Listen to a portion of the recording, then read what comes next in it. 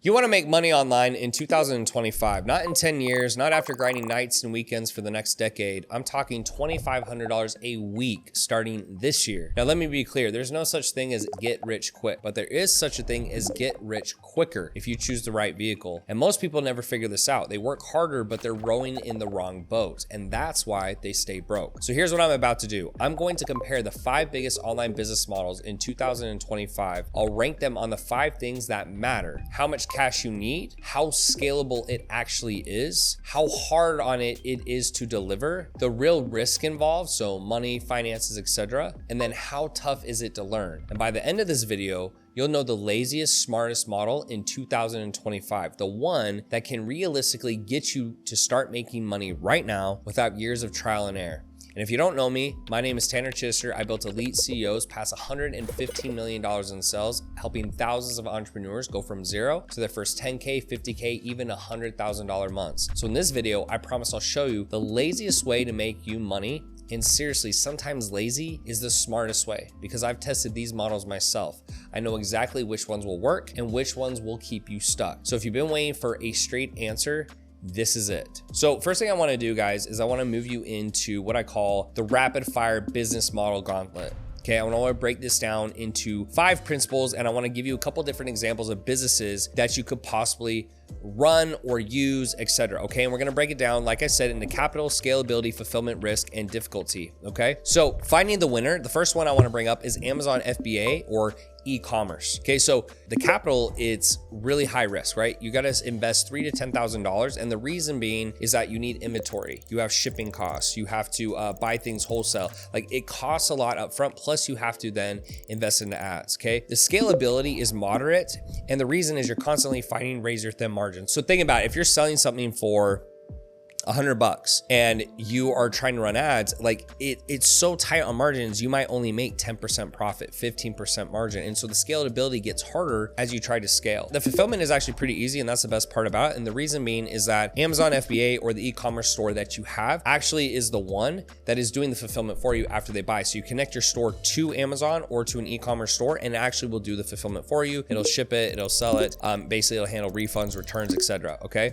Now the risk is pretty high because there's a very low chance that you pick the right product and then you can learn ads at a high enough level. And the big issue is you're competing against Amazon itself, which if you didn't know is a pretty big company. So the margins get eaten up by fees, and then the one policy change could wipe you out, right? So if Amazon comes in and says, hey, like, you can't do it this way anymore, that could destroy your entire business. So the verdict for this is that it will work for some, but for most beginners, this is really just an uphill battle with razor thin margins. So I wouldn't usually recommend it, okay? Next up, we have SMMA or an agency, right? Or you could think of it as an ad agency. So the one benefit of SMMA is the capital is really low. Like, you can pretty much start with almost nothing, $0. Like, I actually have an internal ad agency. So this is one that the capital is really low. So that's a benefit for you because if you don't have any capital, you can start this. The scalability is pretty low. And the reason for that is as you add more clients, it's done for you work. So you're running the ads for them. The downside of this is that as you add more clients, you also have to add more employees. And so it makes the scalability really hard because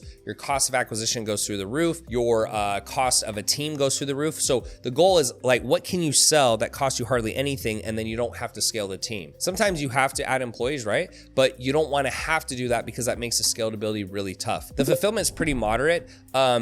The reason I say that is you're only doing the ads for the client. So it's one thing instead of a million things, but clients usually will expect that you're going to pull out a miracle, right? Like that you're going to be the one size fits all for their entire business. And so that's why I leave it at moderate.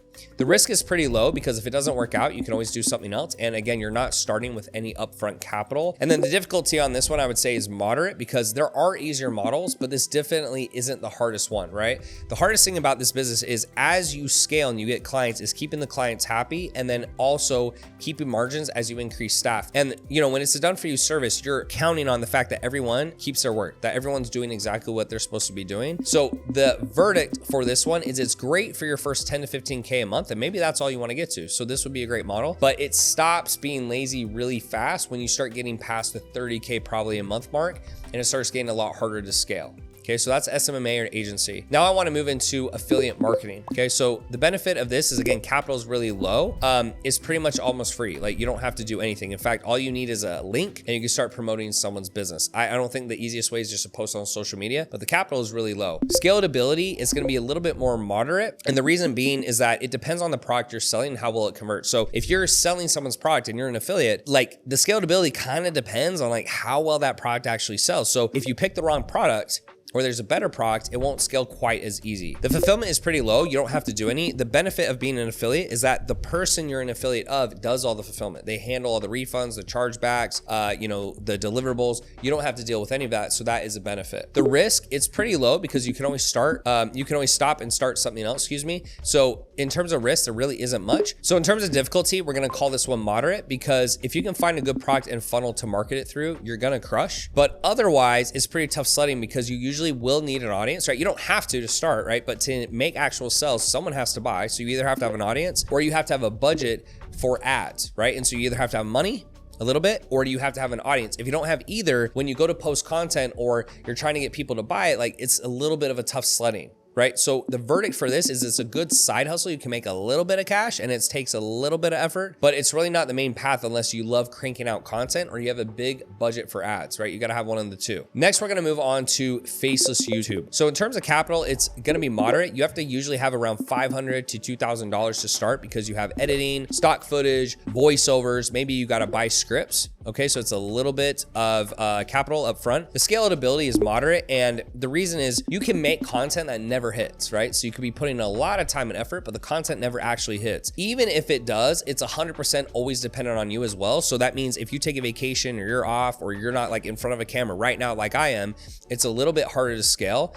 And the ad rates for YouTube is going to be a little bit low unless you're in finance or tech. You only have to do one thing, right? Make content. That's why I say moderate, but it's a little bit difficult to actually get it to work. Okay, so we're going to leave that one at moderate. In terms of fulfillment, it's pretty low because you just have to shoot and edit videos, which is easier than most client-run businesses, right? So we're going to make the fulfillment pretty easy. The risk is also pretty low because you're only out editing software and camera gear. So yes, you are $500 to $2,000 into it, but it could be a hell of a lot worse. And then the difficulty is high. I actually looked this up on Google and ChatGPT, and it says 0.6% of all YouTube channels reach 100,000 subs.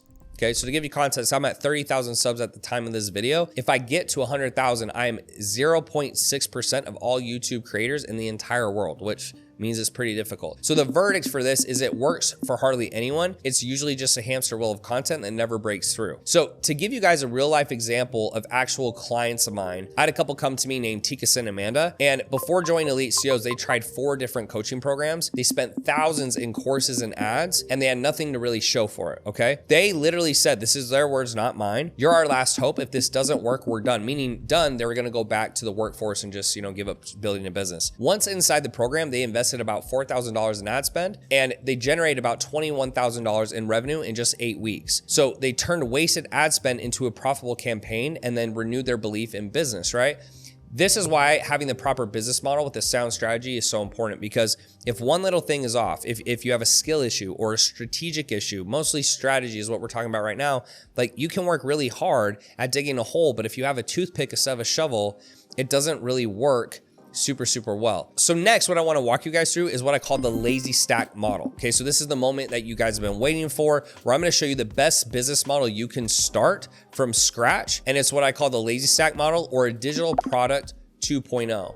The capital is super low to start. You can start with $0. That's what I did. Like I had $0. I had a cell phone. I had time. I lived at my parents' house. Like this was all I could really do. The scalability is really high because I was actually able to take one of these businesses and scale to over $2 million a month. For most of you, I can guarantee you don't want to get to $2 million a month. That's like 0.001%. Most of you want to do 10, 20, 30. So that's a way less than $2 million a month. So the scalability is really high. In terms of fulfillment, it's really low. And the reason for that is that you can create a course for clients to go through, and then you just have support calls. Okay, so after $5,000 a month, you can even hire a coach. So if you're making $5,000 a month, you can hire a coach to do the calls for you, and you can also just do a course. But adding the coaching into it, you can charge a lot more. So you could actually just make a course and sell it for $1,000 or $2,000. But when you just add in a couple coaching calls, you can literally jack the price up 3x, 4x, 5x just by doing that. And that's why I usually recommend at least have a course, have modules they can go through, but then give a little bit of support calls because that allows you to charge a lot more. The risk is pretty low because again, you start with $0 and you don't need ads to start. That can come much later. And then difficulty is also low because you have to learn some messaging and sales skills, right? But you can do it for free. And most other businesses, as you're learning, it isn't free. You're paying for products. You're paying for ads right away. Like you have to basically learn very quickly because you're spending your own money. What's nice here is you can learn literally for free and get sales just organically. You don't have to go out and start spending money on products or ads, stuff like that. And so the verdict is this is hands down the safest and it's the most likely business for you to succeed at as a beginner because you're only spending effort and time to start, which means it won't not work unless you stop spending your effort and time. And funny enough, this is the exact same model my client Kyle used to hit $100,000 a month in 30 days. And the way he was able to do that is he was teaching people how he successfully trades as a day trader. He's also a professional CPA. And so I want to work through the offer to show you why it works so well by using Alex Hormozi's value equation from his book, $100 million offers. So you have the determined outcome, which in this case is day trading, is to make money, right? So most people want that. Boom. Check one. Next is likelihood of achievement. Okay, it's very high, right? Because it's a bot, right? Or he's day trading and he's showing people how to win 2-to-1 ratios, right? So it's like, hey, do what I do, you're gonna win. So there's a very